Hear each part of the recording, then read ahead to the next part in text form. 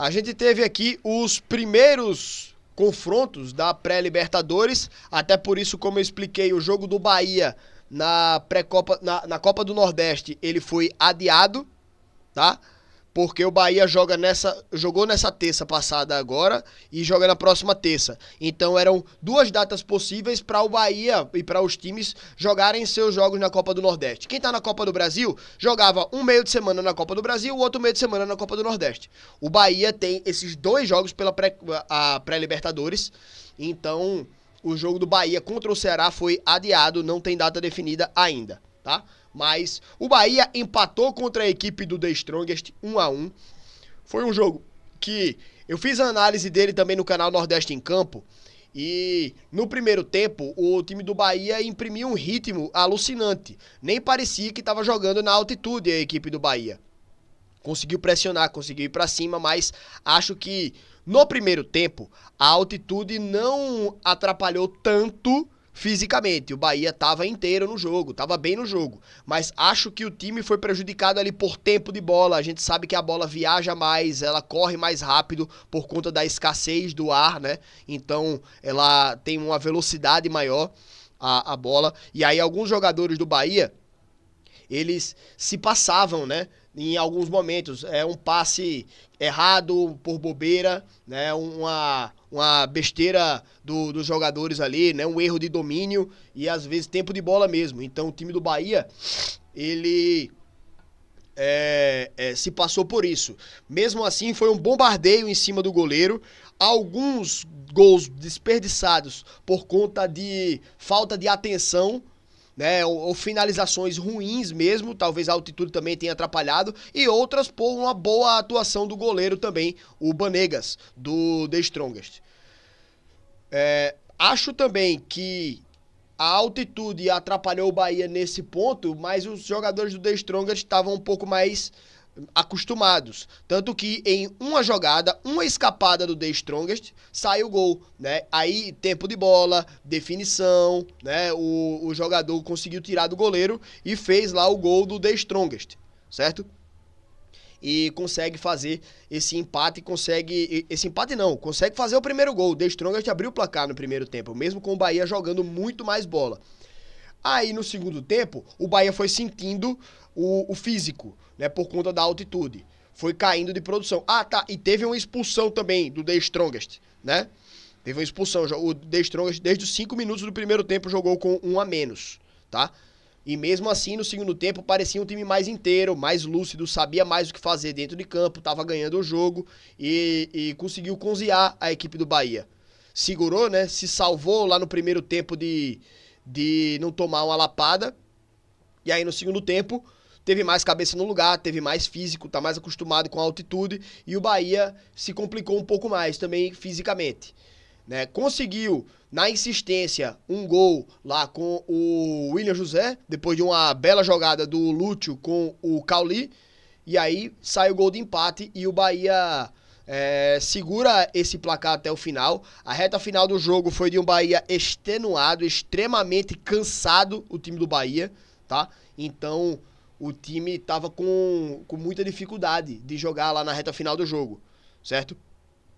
Mas segura esse resultado e agora tem o jogo de volta, Bahia e The Strongest. O Bahia é bem favorito para esse duelo.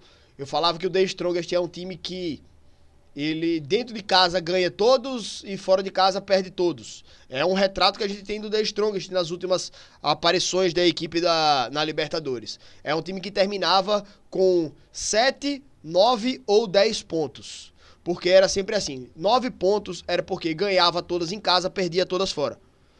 7 pontos é se tropeçasse uma dentro de casa, tá ligado? Ou 8 pontos ali, se tropeçasse uma dentro de casa, era um empate, e empatasse uma fora de casa. Ou 10 pontos, se ganhasse todas dentro de casa e empatasse uma fora. Mas era sempre esse time, que dentro de casa tinha muita força e fora de casa quase nenhuma força, né? A gente já viu até o The Strongest batendo 5-0 nos times brasileiros e perdendo de lapada aqui no Brasil, né? Então, jogando em casa, o Bahia é bem favorito, eu acho, contra a equipe do The Strongest. E passando de fase, enfrenta ou o Nublense ou o Como é o nome desse time? Boston River, que eu acho que o Nublense é favorito, mesmo tendo perdido no jogo de ida, tá? Eita, bexiga. Achei que ia espirrar. Outro brasileiro que entrou em campo foi a equipe do Corinthians. E, assim, apesar de eu achar que o Corinthians ele é mais... ele tem um favoritismo também no jogo de volta, contra essa equipe aqui da Universidade Central, acho que o resultado 1-1 desse jogo do Corinthians, não sei se esse time joga na altitude. Olímpico de la UCV. Olímpico de la UCV. Em Caracas, né? Altitude de Caracas, cadê? Altitude de Caracas, 1 quilômetro de altitude. É alto, mas não é tanto, né? O The Strongest é o time que se favorece muito mais da altitude do que, por exemplo, esse Universidade Central, né? Então, o Corinthians deveria... Oi? Aceito. O Corinthians acho que poderia ter conquistado um resultado melhor nessa partida aí. 1-1 para o Bahia, acho que foi um resultado melhor do que esse 1-1 para o Corinthians, né? Pensando aí nos times brasileiros, certo?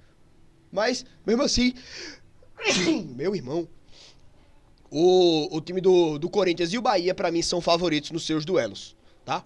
Falando rapidamente sobre os outros jogos, tivemos o Boca Juniors perdendo para o Alianza Lima, né? Vai ter que decidir em casa na Bomboneira, correr atrás desse resultado. Acho que consegue. Mas vai ter que se desdobrar aqui o Boca Juniors. O Santa Fé perdeu 2-1 para o Iquique. E acho que o Santa Fé tem um time com mais tradição para poder tentar reverter esse resultado dentro de casa. Então creio que tem força para fazer isso. Se vai conseguir é mais difícil, né?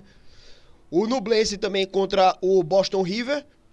Então, perdendo esse jogo aí, vai ter que reverter dentro de casa. O Melgar contra o Tolima. Melgar ganhou fora de casa do Tolima. Então, acho que leva vantagem para dentro de casa, né? Assim como o Cerro Porteño. O Cerro Porteño meteu 4-0. Em casa é para confirmar a classificação, né? E o Barcelona de Guayaquil já ganhou fora de casa e dentro de casa também faz uso muito bem da altitude e deve se classificar para a próxima fase, né? E aí os possíveis adversários dos brasileiros, se passarem de fase, o Bahia, ou o Nublense, ou o Boston River, e o Corinthians jogaria contra o Barcelona de Guayaquil ou o El Nacional. Tá. Obrigado. Vou pegar um suquinho de laranja aqui, tô bem mal, né? Mas enfim. Tá aí também Libertadores pra gente conversar, né?